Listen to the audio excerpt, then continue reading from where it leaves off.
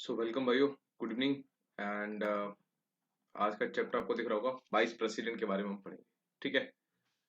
Vice president अभी तक हमने पढ़ चुके हैं प्रेसिडेंट के बारे में। आई होप अपने सारे वीडियोस देख लिए होंगे। ठीक है। तो हमारे संविधान में वाइस प्रेसिडेंट का जो टर्म है वो मेंशन है अंडर आर्टिकल 63। ठीक। भारत में एक वाइस प्रेसिडेंट होंगे। अब देखो, वाइस प्रेसिडेंट के बारे में हम पढ़ेंगे। ठीक है। तो कुछ हम बेसिक्स जान लेते हैं इनके बारे में। बेसिक्स क्या, सब कुछ बेसिक ही है यार, क्योंकि आपके एग्जाम से जितना पूछा जाएगा उतना ही चलो हम बता ही देते हैं आपको। तो खैर, वाइस प्रेसिडेंट का जो हमने पद लिया है, पद यानी कि जो हमारे यहाँ सिस्टम होगा, वो हमने यूएस से उठाया है। ठीक है। यूएस के जो वाइस प्रेसिडेंट होते हैं उनके इक्वल से उठाया है। कुछ डिफरेंस है वो मैं आपको बता दूंगा क्या है। बस यही है कि जो वाइस प्रेसिडेंट की टर्मिनोलॉजी हमने ली है वो हमने यूएस से कॉपी किया है। ठीक। तो बस ये हो गया वाइस प्रेसिडेंट के बारे में। ये आपको पता ही है, प्रेसिडेंट जी को असिस्ट करते हैं। प्रेसिडेंट जी अगर मान लो अपने काम पे नहीं है तो उनकी जगह कौन काम करेगा? Vice president. इसके अलावा प्रेसिडेंट को रिजाइन देना है तो किसको देंगे? वो वाइस प्रेसिडेंट को। इन केस वाइस प्रेसिडेंट को रिजाइन देना हो तो वो प्रेसिडेंट को देंगे। ठीक। चलो अब हम एक एक करके देखते हैं। तो सबसे पहले बात होती है कि भैया इनका इलेक्शन, इनका अपॉइंटमेंट कैसे होता है। ठीक। तो इलेक्शन देखेंगे, इलेक्शन कैसे होता है, लेकिन इलेक्शन से पहले हमें इलेक्शन की कुछ कंडीशंस होती हैं। ठीक। वो कंडीशंस क्या है? नंबर एक आपको पता ही है, ही और she should be a citizen of India. ठीक। पता लग गया? Second, age very important. Age है कि 35+ होना चाहिए। ठीक। थर्ड, प्रेसिडेंट में मैंने आपको बताया था कि लोकसभा में एक सीट, मतलब कि लोकसभा मेंबर बनने के काबिल हो। उसी प्रकार वाइस प्रेसिडेंट राज्यसभा के मेंबर बनने के काबिल हो। ठीक। समझ गए? चौथा, कि वो ऑफिस ऑफ प्रॉफिट पे ना हो। अब ऑफिस ऑफ प्रॉफिट क्या है मैंने आपको बता चुका हूं। इसमें जो पद नहीं आते वो मैं यहाँ पे लिख दे रहा हूँ दोबारा से। एक्सक्लूडेड जो है, ठीक, वो हमारे कोई मिनिस्टर्स, ठीक, हमारे करंट के आपके वाइस प्रेसिडेंट या फिर प्रेसिडेंट हो सकते हैं। ठीक। कोई हमारे स्टेट या फिर यूनियन के मिनिस्टर जो भी हैं। ठीक है। स्टेट के कोई गवर्नर। तो ये सारे लोग हमारे उसमें नहीं आते, ऑफिस ऑफ प्रॉफिट में नहीं आते। ठीक। तो ये एलिजिबिलिटी पहले तो उनको फॉलो करनी है। ठीक। अगर मान लो आपके अंदर ये एलिजिबिलिटी है, फिर इलेक्शन के लिए आप जाओगे। तो इलेक्शन के लिए आप जाने से पहले आपको 20 लोग, एटलीस्ट 20 लोग प्रपोज करें आपका नाम, विद 20 सपोर्ट। ठीक। 20 सपोर्ट करें और 20 आपका नाम प्रपोज करें, और फिर जाके आप आरबीआई में लगभग वही 15,000 की रकम जमा करोगे, फिर आप इलेक्शन लड़ने के लिए एलिजिबल हो जाओगे। ठीक। समझ गए? ये वाइस प्रेसिडेंट में है 20 लोगों का प्रपोजल, 20 का सपोर्ट। उसमें था 50, किसमें? प्रेसिडेंट वाले। तो ये ध्यान रखना थोड़ा सा। ठीक है। चलो अब हम बात करते हैं इलेक्शन में पार्टिसिपेट कौन कौन करता है। ठीक। तो भैया इलेक्शन में पार्टिसिपेट कौन करते हैं? नंबर एक, हमारे जो संसद है यानी कि हमारे पार्लियामेंट। अब मैं अगला चैप्टर पार्लियामेंट ही लेके आने वाला हूँ, 2-3 वीडियो में खत्म कर दूंगा। ठीक है। तो पार्लियामेंट के हमारे सेक्शन कौन कौन से होते हैं? लोकसभा एंड राज्यसभा। ठीक। राष्ट्रपति भी होते हैं बट हमारा उतना जरूरत नहीं है अभी। तो यहाँ पर जो पार्टिसिपेट करते हैं वो होते हैं हमारे लोकसभा और राज्यसभा के ऑल मेंबर्स। ऑल बोले तो सिर्फ इलेक्टेड नहीं, इलेक्टेड और नॉमिनेटेड जितने भी हैं सारे मेंबर्स हमारे पार्टिसिपेट करते हैं वाइस प्रेसिडेंट के इलेक्शन में। तो प्रेसिडेंट के इलेक्शन से क्या डिफरेंस है इसमें? देखो, कुछ गैस मारो आप, कि उसमें सिर्फ लोकसभा और राज्यसभा की कैसे only and only elected participate कर रहे थे, बट वाइस प्रेसिडेंट के इलेक्शन में पार्टिसिपेट कौन कर रहे हैं? All members of Lok Sabha and Rajya Sabha. ठीक। इसके अलावा इसमें स्टेट्स की हमारी असेंबली होती है और काउंसिल होती है, तो ना ही असेंबली ना ही काउंसिल, मतलब स्टेट्स का कोई पार्टिसिपेशन नहीं है, जीरो पार्टिसिपेशन है। ठीक है। तो इससे क्या समझे आप कि हमारे वाइस प्रेसिडेंट के इलेक्शन में लोकसभा प्लस राज्यसभा के ऑल मेंबर्स वोट देते हैं। ठीक। वोटिंग सिस्टम क्या था, वही सिंगल ट्रांसफरेबल वोट सिस्टम, ठीक। सीक्रेट वॉलेट से ही होता है,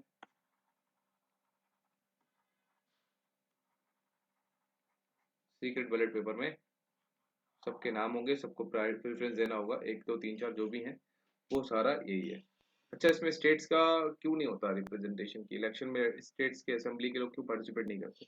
क्योंकि जो हमारे वाइस प्रेसिडेंट है वो स्टेट्स को रिप्रेजेंट नहीं करेंगे, ठीक है। क्योंकि प्रेसिडेंट क्या है, वो राज्य विधानसभा के निर्वाचित सदस्य क्यों शामिल हो रहे थे हमारे के स्टेट असेंबली के इलेक्टेड मेंबर्स प्रेसिडेंट, क्यों? क्योंकि प्रेसिडेंट हमारे सिर्फ देश के साथ साथ राज्य के भी है ना, सब कुछ पूरे देश के, ठीक। बट वाइस प्रेसिडेंट का ऐसा वो सीन नहीं है, क्योंकि वाइस प्रेसिडेंट का जो मेन काम है ना, मैं सच बताऊं आपको, वाइस प्रेसिडेंट का जो मेन काम है वो है राज्यसभा की अध्यक्षता करना, यानी कि उसको क्या बोलेंगे, राज्यसभा को हेड करना, ठीक। ये काम है हमारे वाइस प्रेसिडेंट। अच्छा, इलेक्शन हो गया। अब इलेक्शन से रिगार्डिंग कोई भी पंगा आया, मान लो इलेक्शन के रिगार्डिंग कोई पंगा आया, तो उसका जो फाइनल जजमेंट होगा, कोई भी डाउट्स हैं, ठीक है, जो भी डाउट्स हैं, जो भी इश्यूज हैं, वो सारे के सारे सुप्रीम कोर्ट द्वारा किए जाएंगे, ठीक है। और सुप्रीम कोर्ट का जो भी जजमेंट होगा दैट विल बी फाइनल, ठीक। तो सेम एज प्रेसिडेंट, ये तो पता ही है आपको, ठीक है। मान लो सुप्रीम कोर्ट ने किसी वाइस प्रेसिडेंट को या उसके इलेक्शन को बोल दिया है बाद में, मान लो वाइस प्रेसिडेंट बन गया, 1 2 साल हो गए, उसके बाद क्वेश्चन जब उठा तो वाइस प्रेसिडेंट के इलेक्शन को कैंसिल कर दिया, जो 2 साल पहले हुआ था, बोला वो गलत तरीके से हो गया। तो ऐसे केस में क्या होगा, वाइस प्रेसिडेंट तो चलो हटेगा, जैसे ही हटेगा, लेकिन जो वाइस प्रेसिडेंट ने जो काम किए हैं, क्या वो भी कैंसिल हो जाएंगे, खत्म हो जाएंगे? नहीं, ध्यान रखना, वो काम खत्म नहीं होंगे, ठीक है। वो इन जो काम किए वो इनवैलिड घोषित नहीं होंगे, वो इफेक्टिव रहेंगे, ठीक है, एज इट इज रहेंगे। तो ध्यान रखना इस चीज का, समझ गए? तो ये तो हुई बात हमारे इलेक्शन के रिगार्डिंग, ठीक है। अब मैं आपको बताऊं,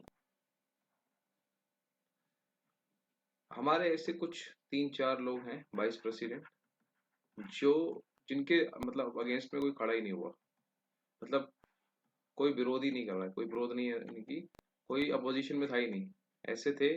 नंबर 1 थे हमारे सबसे पहले जो थे 1952 में, डॉक्टर एस राधा कृष्णन, ठीक है। ये नो अपोजिशन के जीते थे, उन्हीं के नाम लिख रहा हूँ। दूसरे थे हमारे इन द ईयर ऑफ 1979, जिनका नाम था एम हिदायतुल्ला, ठीक। इनके भी अपोजिशन में कोई नहीं लड़ा था। और तीसरे थे हमारे 1987 में डॉक्टर शंकर दयाल शर्मा, ठीक। तो ये 3 लोग थे जिनके अगेंस्ट में कोई खड़ा नहीं हुआ, ठीक है।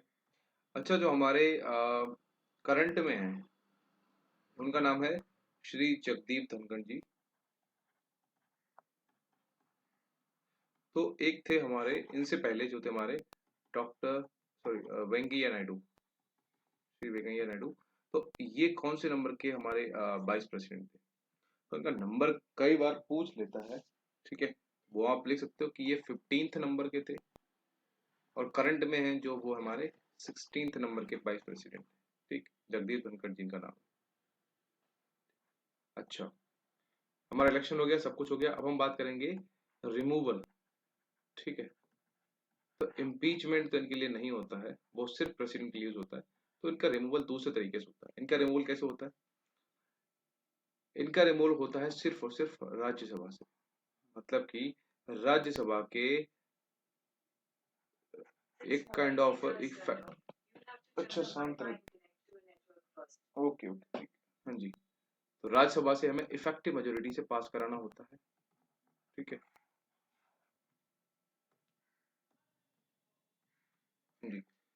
राज्यसभा से इफेक्टिव मेजोरिटी से, ठीक। और लोकसभा का सिर्फ और सिर्फ क्या चाहिए होता है, अप्रूवल, या फिर बोल सकते हो एसेंट चाहिए, सहमति चाहिए कि हाँ ठीक है हटाना है तो ठीक है हटा दो, यानी कि सिंपल मेजोरिटी चाहिए लोकसभा से। अभी मैं आपको एक मेजोरिटी का क्लियर हिंट दे देता हूँ, ठीक है। हमारे यहाँ 4 टाइप की मेजोरिटी होती है, वैसे तो ये मेरे को उसमें देना था, बट ठीक है उधर भी बता दूंगा पार्लियामेंट में, इधर भी बताता हूँ। नंबर 1 होता है सिंपल मेजोरिटी, नाम से ही है सिंपल मेजोरिटी क्या होती है, 10 लोग हो, मान लो 5+1 एक होगा, ये हो जाएगी एक सिंपल मेजोरिटी। 5 हाँ कर रहे हैं 5 ना कर रहे हैं तो डिवीजन हो जाएगा, लेकिन एक बंदा आके इधर उधर हो जाएगा तो वो हो जाएगा सिंपल मेजोरिटी, यानी कि 50% ऑफ मेंबर जो वोट कर रहे हैं +1, ठीक, ये सिंपल मेजोरिटी में आ जाएगा आपका। दूसरी होती है आपकी एब्सोल्यूट मेजोरिटी। एब्सोल्यूट वीटो कल मैंने आपको बताया था ना, याद है ना क्या था, खत्म कर देना, बिल लैप्स कर जाएगा। 2 केस में था, कौन कौन सा, या तो बिल प्राइवेट मेंबर लेके आया, या फिर दूसरा क्या था लाइक कंटेक्स्ट क्या था दूसरा, या गवर्नमेंट गिर जाए, ठीक है, जब बिल पेंडिंग में है तब, तो उस केस में एब्सोल्यूट वीटो यूज करेंगे हमारे दादाजी, ठीक है। तो एब्सोल्यूट मेजोरिटी क्या होती है, इसका मतलब होता है more than 50% of total strength, 50% से ज्यादा, वो भी किसका, टोटल स्ट्रेंथ। सरकार बनाने के लिए पता क्या चाहिए, यही मेजोरिटी चाहिए गवर्नमेंट मेकिंग के लिए। क्योंकि इसमें क्या होता है, इसमें खाली सीटें जो होती है ना उनको भी इंक्लूड करते हैं, इसमें इंक्लूड करते हैं हम, जितनी हमारी खाली सीटें होती हैं हाउस में,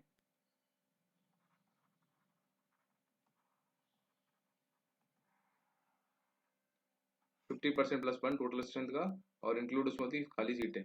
मान लो 100 टोटल सीटें हैं, खाली हैं 50, बंदे आए 40, तो हमें कितना चाहिए होगा, तो खाली सीटें इंक्लूड मतलब टोटल सीट है, तो टोटल सीटें 100 का 50%+1 कितना हो जाएगा, 51, बंदे आए 40, कैसे होगा, पास ही नहीं होगा, समझ रहे हैं आप। ये होता है हमारा एब्सोल्यूट मेजोरिटी। तीसरा है हमारा इफेक्टिव मेजोरिटी। इसमें कुछ नहीं है, इसमें जो वैकेंट सीटें होती है ना हमारी, वैकेंट सीट्स को इंक्लूड हम नहीं करते, ठीक। यानी कि इसमें होगा कि जो भरी हुई सीटें हैं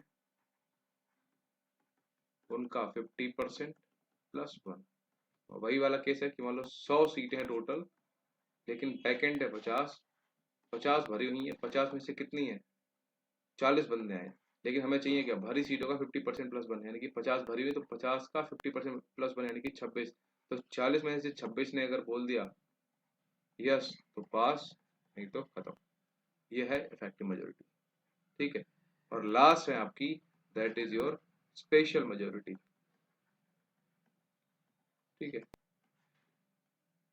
इसमें 2/3 हो जाता है ऑफ प्रेजेंट एंड वोटिंग। पहले तो हमें 2/3 स्ट्रेंथ चाहिए, ठीक, और फिर उसमें से 2/3 प्रेजेंट एंड वोटिंग हमें चाहिए वोट्स। इसको मैं और ज्यादा डिटेल बताऊंगा जब मैं आपको पार्लियामेंट चैप्टर पढ़ाऊंगा। बाकी अभी के लिए हमारे को चाहिए था बस इफेक्टिव मेजोरिटी क्या होता है, क्योंकि वही हमें यहाँ पे चाहिए। तो इफेक्टिव मेजोरिटी समझ गए आप, वैकेंट सीटों को वो नहीं करेंगे इंक्लूड, तो उस टाइम पे जो भरी सीटें हैं उनका 50%+1 चाहिए। और ये जो रिमूवल का प्रोसेस सिर्फ और सिर्फ राज्यसभा में लाया जा सकता है, लोकसभा में नहीं, ध्यान रखना, वेरी इंपॉर्टेंट, ठीक। हमें राज्यसभा से इफेक्टिव मेजोरिटी से उसको पास कराना है, बस इतना याद रखना है, बहुत बेसिक क्वेश्चन आएंगे। और प्लस लोकसभा से क्या चाहिए, ओनली एंड ओनली एसेंट चाहिए, बस लोकसभा बोल दे हाँ तो ठीक है, हाँ, ठीक। अच्छा, ओथ एंड एफर्मेशन की बात करें तो हमारे वाइस प्रेसिडेंट साहब को oath and affirmation by president दादाजी या दादी जी दिलाएंगे, ठीक। अब कंडीशंस क्या हैं वो तो आपको पता ही है कि इंडियन गवर्नमेंट उनको सब कुछ फैसिलिटीज देगी, वहीं रहना होगा, और उनको क्या क्या नहीं होना चाहिए।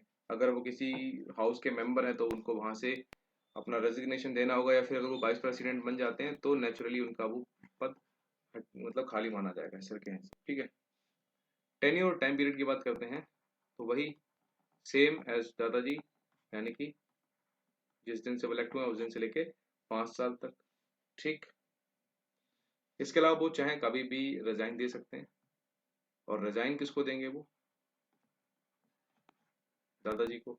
ठीक, और भी केसेस हैं उनकी, हो सकता है डेथ हो जाए, हो सकता है उनको बर्खास्त कर दिया, यानी कि इफेक्टिव मेजोरिटी से उनको निकाल दिया जाए। ठीक है, तो ये सब कारण हो सकते हैं, तो वही है, जैसे ये होगा फिर हमें इलेक्शन कराना पड़ेगा। ठीक है, और हाँ, इसमें भी जो हमारा रिमूवल का प्रोसेस था ना, इनमें इसमें हमें 14 डेज का नोटिस देना पड़ेगा, ध्यान रखना। 14 डेज का नोटिस देना होगा वाइस प्रेसिडेंट साहब को कि आपके नाम का रिमूवल का प्रोसेस चलने वाला है राज्यसभा में, तो देख लो भैया। ठीक, अच्छा, कोई भी प्रेसिडेंट, सॉरी कोई भी वाइस प्रेसिडेंट, जब प्रेसिडेंट साहब की कुर्सी खाली होती है तो उनकी जगह पे वाइस प्रेसिडेंट एक एक्टिंग प्रेसिडेंट की तरह काम करते हैं, आपको पता है। ठीक, तो ये एक्टिंग प्रेसिडेंट मैक्सिमम कितने टाइम पीरियड तक के लिए कर सकते हैं, आपको एक चीज बताई थी कि या तो प्रेसिडेंट का कोई भी पंगा, या तो सीट खाली है, या फिर या उनकी डेथ हो गई है, या उन्होंने रिजाइन दे दिया, फिर कुछ भी ऐसा केस है, तो इलेक्शन कमीशन ऑफ इंडिया की रिस्पॉन्सिबिलिटी है, तो मैक्सिमम विद इन 6 मंथ्स उसको क्या कराना होगा, इलेक्शन कराना पड़ेगा, और इलेक्शन कराने के साथ साथ नए प्रेसिडेंट को अपॉइंट करना पड़ेगा।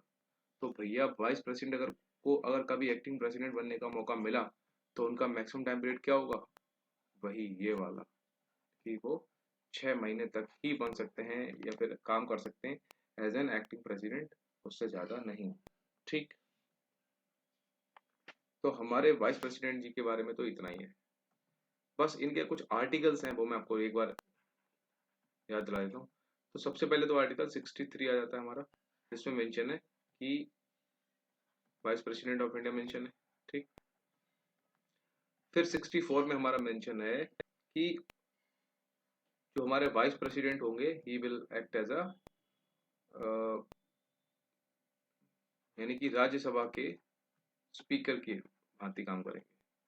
ठीक, फिर 65 में मेंशन है कि मान लो वाइस प्रेसिडेंट का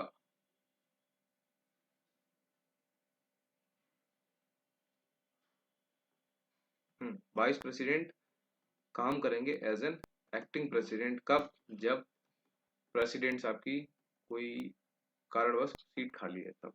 ये 65 में मेंशन। फिर आता है 66, यानी कि 66, यानी कि यहाँ पे बात की गई है इलेक्शन ऑफ वाइस प्रेसिडेंट कैसे होगा, वही प्रोसेस मैंने बता चुका आपको। मेंबर पार्टिसिपेशन कौन कौन करेगा इलेक्शन में, सिर्फ और सिर्फ सारे मेंबर्स ऑफ लाइक पार्लियामेंट। ठीक, 67 में उनका टेन्योर कितने साल का, 5 साल का। ठीक, फिर 68, इसमें होता है कि वाइस प्रेसिडेंट की अगर मान लो जगह खाली पड़ी है तो उसके लिए हमें इलेक्शन एसएप कराना पड़ेगा। ठीक है, इलेक्शन एसएप होगा, और साथ ही साथ जो इमरजेंसी में जो सीट खाली होगी जो भी उनकी, तो वहां पर जो बंदा इलेक्ट होगा उसका टाइम पीरियड टेन्योर, वो कितने टाइम के लिए चुना जाएगा उसकी बात की गई है 68। ठीक है,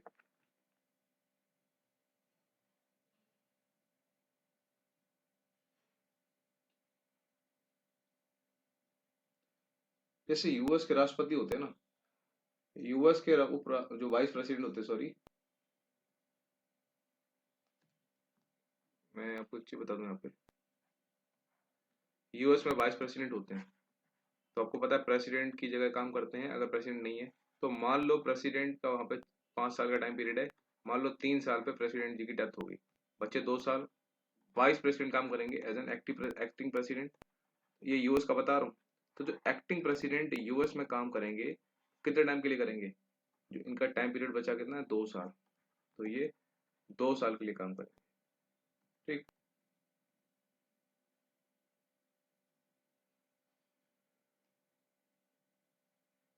जबकि इंडिया में उल्टा है। इंडिया में अगर प्रेसिडेंट की सीट खाली हो गई तो जो वाइस प्रेसिडेंट है ना, ऐसा नहीं कि अगर मान लो भाई 5 साल का केस था, 3 साल में मान लो डेथ हो गई या फिर कोई कारणवश वो नहीं अपनी सीट पे बैठ पा रहे हैं, तो जो 2 साल बचे हुए ना, वहां पर president as an acting president की तरह काम नहीं करेंगे हमारे इंडिया में। वो मैक्सिमम कब तक ही रह सकते हैं आपको बता चुका हूं मैं, 6 महीने ही रह सकते हैं, ठीक है, क्योंकि विद इन 6 मंथ ईसीआई की रिस्पॉन्सिबिलिटी है इलेक्शन कमीशन ऑफ इंडिया की कि वो इलेक्शन कराए और नए बंदे को अपॉइंट करे। ठीक, तो ये ध्यान रखना, ये एक डिफरेंस था, मैंने बता दिया। 68 हो गया। फिर इसके बाद हमारा जो आर्टिकल है दैट इज 69, यानी कि हमारे ओथ लेंगे वाइस प्रेसिडेंट साहब किसके सामने, प्रेसिडेंट जी के सामने। ठीक है, मैंने प्रेसिडेंट जी की ओथ बताई थी, आर्टिकल क्या था, 60 था क्या वो, किसके सामने लेंगे, सीजीआई, अगर वो नहीं है तो सीनियर मोस्ट जज ऑफ सुप्रीम कोर्ट। ये सारी चीजें रिकॉल करो डेली डेली। ठीक, इसके बाद बचे हैं आर्टिकल नंबर 70 जो बोलता है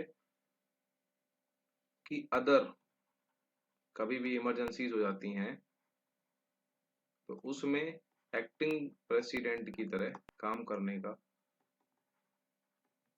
जो भी ड्यूटीज हैं वो इसमें मेंशन वाइस प्रेसिडेंट की 70 में। और 71 में है कि वाइस प्रेसिडेंट के इलेक्शन के रिगार्डिंग जो भी केसेस है, मैटर है, वो सारे इसमें फाइनल जजमेंट किसका होगा, सुप्रीम कोर्ट का। ठीक, वो 71 में मेंशन है।